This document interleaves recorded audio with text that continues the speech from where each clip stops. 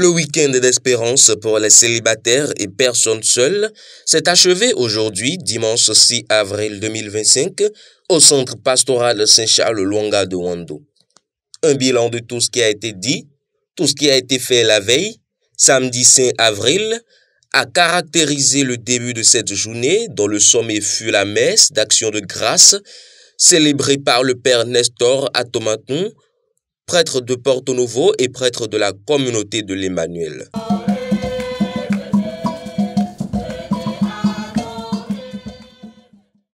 Au nom du Père et du Fils et du Saint-Esprit. Amen. La grâce de Jésus le Christ notre Seigneur, l'amour de Dieu le Père et la communion de l'Esprit Saint soient toujours avec vous. En ce 5e dimanche du temps de Carême, le prédicateur a assez son homélie sur l'histoire de la femme adultère de l'évangile de Saint Jean. Au rendez-vous de nos événements, nous venons d'entendre la plus belle page de l'évangile de Saint Jean, la plus belle page. Alors rassurez-vous, si je le dis, ce n'est pas parce qu'il parle de la sexualité, ou parce qu'on a démontré, on nous a mis au milieu de prostituées. Non, ce n'est pas de cela qu'il s'agit. Parce que notre monde, quand il s'agit de sexe, on est toujours intéressé. Vous voyez? Et ce n'est pas pour cela que ce texte est la plus belle page de l'évangile de Saint Luc, parce qu'en fait, c'est de la miséricorde qu'il est question. C'est de la rencontre du Sauveur avec notre humanité blessée. La rencontre de Jésus avec notre, on peut même dire, cette sexualité, tout ce qu'il y a d'humain en nous qui est blessé, c'est cela que Jésus vient rétablir. Chers amis, le jour où vous allez comprendre la rencontre de Jésus avec la femme adultère, vous avez tout compris de sa mission. Vous savez, dimanche prochain, c'est la passion qui commence. Et ce n'est pas pour rien qu'au début de l'évangile, tout de suite, on dit Jésus revient du jardin des Oliviers. Jésus s'en alla au jardin des Oliviers. C'est déjà, toute la passion a déjà commencé. C'est que ce qu'il est venu faire, vaincre le mal, vaincre le péché, et rendre à l'homme sa dignité. Tout se joue déjà là. Alors, posons le regard de Saint Jean sur ce texte. Parce qu'on peut lire ce texte, les artistes font des tableaux de femmes adultères, on commente comme on peut commenter, mais respectons un peu l'intention de Saint Jean, parce qu'au moins, les lecteurs de Saint Jean savent quand Saint Jean raconte une histoire, c'est toujours une construction.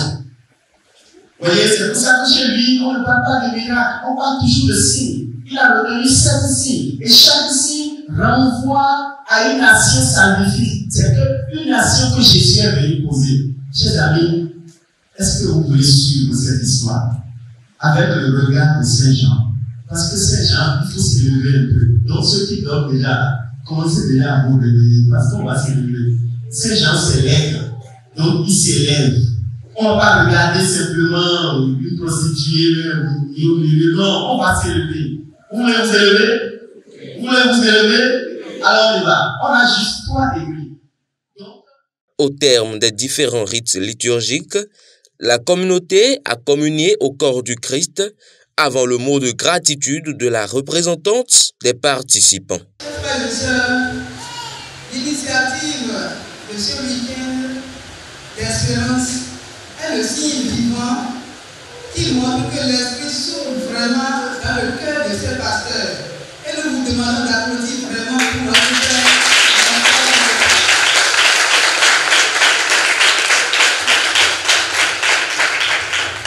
Oui, il y a une souffrance intérieure qui est là et une personne, si ce n'est Dieu, pour réparer, pour guérir. Nous sommes là depuis hier pour ce week-end de formation. Espérance, qui est consacrée aux personnes célibataires non voulues, non consacrées. Quand j'ai eu le message sur le forum, j'ai bondi sur ça parce que j'avais besoin des informations par rapport à l'éducation de mes enfants. Et je crois que là où je suis maintenant, je suis vraiment chargé pour pouvoir accomplir cette mission dans la joie. Nous avons eu des panélistes qui se sont joints à notre Père pour nous donner donner des enseignements. Oui, ils nous ont dit de nous prendre soin de notre corps, de prendre soin de nous-mêmes, de nous donner de la joie, parce que nous en avons besoin. Ils nous ont donné des clés pour pouvoir vivre cette vie de célibat, comme cela se doit. Et la première, c'est d'accepter d'abord cette situation de célibat que nous vivons. La deuxième, c'est de faire une relecture de notre vie. À la fin de la messe, les participants se sont réunis pour un moment de détente, réfléchissant aux événements du week-end et partageant des suggestions pour les futures éditions, renforçant ainsi le sentiment de communauté.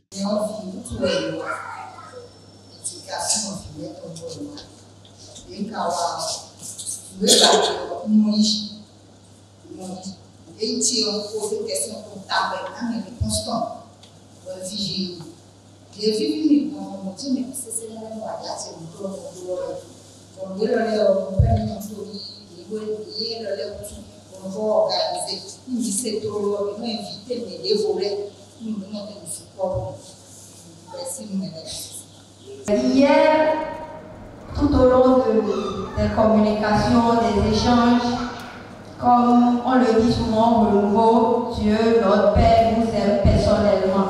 Effectivement, nous sommes venus ici avec différents objectifs, mais chacun, moi je pense que chacun a pu être comblé, chacun a trouvé ou bien a reçu ce qu'il voulait.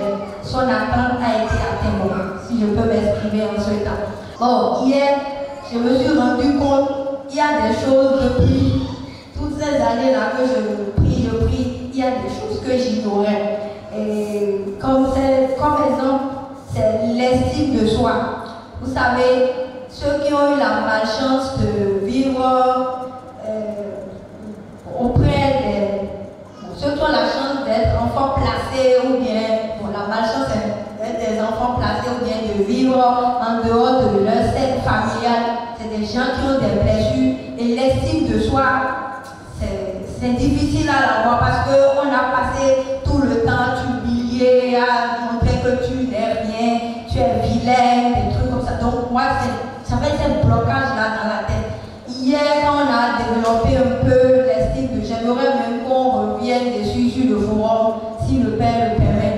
Si on peut travailler dans ce sens, ce serait bien. Moi, j'ai compris hier que j'ai un problème de l'estime de soi. Et je ne me connais pas. Aujourd'hui, si je suis heureuse, j'ai retrouvé une force. Parce que vraiment, c'est arrivé au bon moment. Donc j'ai compris que le Seigneur est avec moi. Il est vraiment avec moi. Et c'est arrivé au moment où moi-même, je suis à une étape de ma vie, je suis vraiment abattue.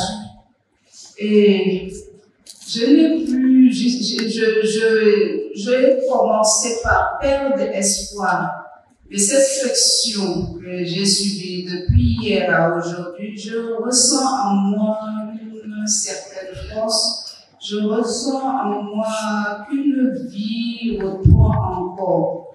Donc c'est pourquoi c'est une vraiment grande joie pour moi d'être parmi vous. Et je remercie tous ceux qui ont eu l'initiative de cette session. Et je remercie tout le monde et j'encourage cela et j'aimerais bien que ça se répète.